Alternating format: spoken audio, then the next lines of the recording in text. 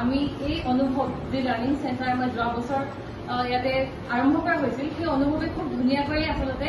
ধীৰে ধীৰে খুব ভালদৰে খোপনি পুতিবলৈ সক্ষম হৈছে আৰু তেওঁলোকে খুব ভালদৰে কামবোৰ কৰি আগবঢ়াই লৈ গৈছে।